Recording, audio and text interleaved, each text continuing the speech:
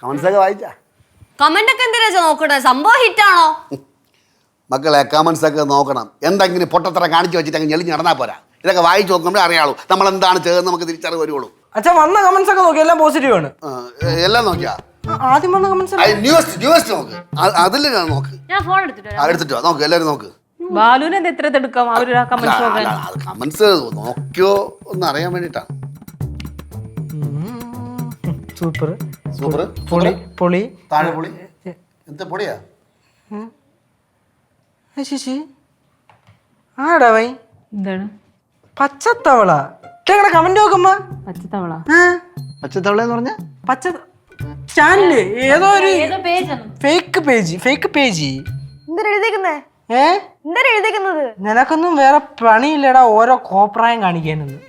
Repeated comments ഉണ്ടോ അവന്റെ? ഉണ്ടോ? നോക്ക്. മറ്റെന്തിനാണ് അഭിനയം എന്ന് പറഞ്ഞാ? അല്ല അഭിനയം അലറി വിളിക്കലല്ല, സ്വാഭാവിക അഭിനയമാണ് കാഴ്ചവെക്കണമെന്ന് ഒന്നുണ്ട്. ഞാൻ വായിച്ചു. വാലില്ല പല്ലി ഇട്ടേക്കണ. വാലില്ല പല്ലി. അല്ല ഞാൻ നോക്കി, ജസ്റ്റ് ഒന്ന് നോക്കി. അതാണ് ഞാൻ. ആശയദാരിദ്ര്യം നിഴലിക്കുന്നു, പറ്റില്ലെങ്കിൽ കളഞ്ഞിട്ട് പോടേ. വണ്ടില്ല കൊമ്പ്. വണ്ടില്ല കൊമ്പ, കൊമ്പില്ല വണ്ട്. വായിക്കുന്നത് അല്ലേ? അത് കൊമ്പില്ല വണ്ട്. തെറ്റിച്ച് വായിക്കരുത്. മുറ്റത്തെ മൈനരെ ഒരു കമന്റ്, കൃഷ്ണനും രാധയും കൊള്ളൂരെ മാറ്റണം, വേറെ വേണോന്ന്. വലിയ കാര്യത്തേക്ക് ചെയ്ത് വച്ചു കൊടുത്ത്. ഞാൻ പറഞ്ഞില്ല അഹങ്കരിക്കരുത് പറഞ്ഞില്ലേ? ഞാൻ കൃഷ്ണായ മതിയായിരുന്നു, ഇത്ര നെഗറ്റീവ് കമന്റ് വരൂലായിരുന്നു. അച്ഛൻ കൃഷ്ണായത് കൃഷ്ണാവൂല, കംസനായി പോവും. കേശുവേടാ നിനക്കുണ്ട് കമന്റ്. കാലില്ല ഞണ്ട് പറഞ്ഞേക്കുന്നു. ശോകം ക്യാമറ ഒട്ടും ഫോക്കസ് ഇല്ല. അത് ഞാൻ എപ്പോഴേ പറഞ്ഞു, കുറച്ചുകൂടെ ശ്രദ്ധിക്കണം. ഹലോ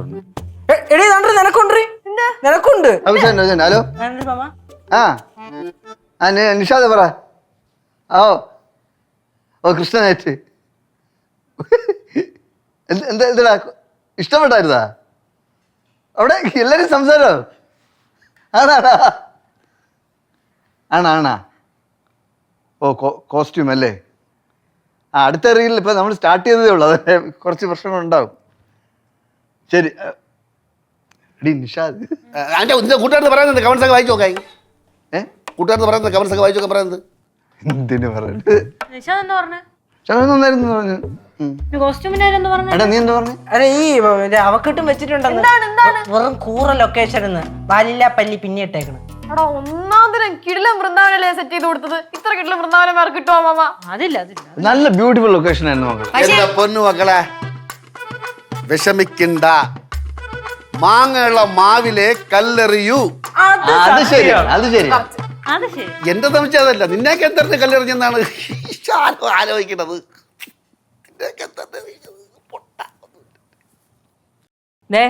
നിങ്ങൾ ഈ കമന്റ്സ് ഒന്നും വായിച്ച് ടെൻഷൻ അടിക്കണ്ട. നിങ്ങൾ നന്നായിട്ട് ചെയ്തിട്ടുണ്ട്.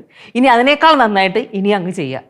പിന്നെ കുറെ നെഗറ്റീവ് കമന്റ്സ് വന്നിട്ടില്ലേ ഫേക്ക് ഐ ഡിയിൽ, അതൊന്നും മൈൻഡ് ചെയ്യാൻ നിൽക്കണ്ട. ധൈര്യം ഇല്ലാത്തവന്മാരാണ് ഫേക്ക് ഐ ഡിയിൽ കമന്റ്സ് ഇടുന്നത്. അത് തന്നെ ചേച്ചി, വേലയും കൂലി ഇല്ലാത്തവന്മാര് വീട്ടിൽ അങ്ങനെ അങ്ങ് കുത്തിയിരിക്കും. ജീവിതത്തിൽ ഒന്നും ആവാത്തതിന്റെ ഫ്രസ്ട്രേഷൻ ആണ് കാണിക്കുന്നത്.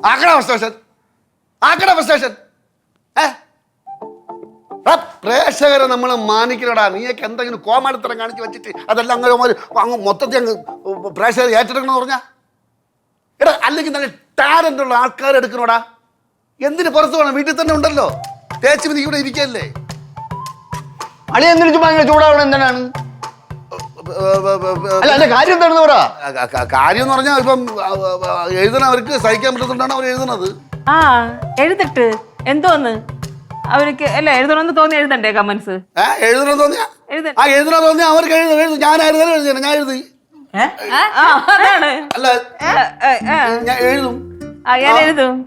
ഇപ്പൊ മനസ്സിലായില്ലേ? കൂപമണ്ടൂകം, പച്ചക്കുതിര, മഞ്ഞത്തവള, പിന്നെ വാലില്ലാത്ത പല്ലി, ഇതൊക്കെ ആരാണെന്ന് മനസ്സിലായില്ലേ? Fake IDs. ഫേക്ക് ഐഡീസ് അതാണ്. ഞാനും ചേട്ടാ കൊമ്പില്ല വണ്ട്, കാലില്ല പല്ലി,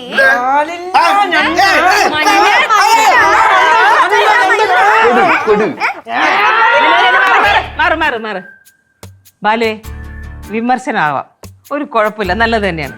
പക്ഷെ അത് കലാകാരന്മാരെ തളർത്തുന്ന വിധത്തിലാവരുത്. കേട്ടാ? കൊടുത്തോ മക്കളെ.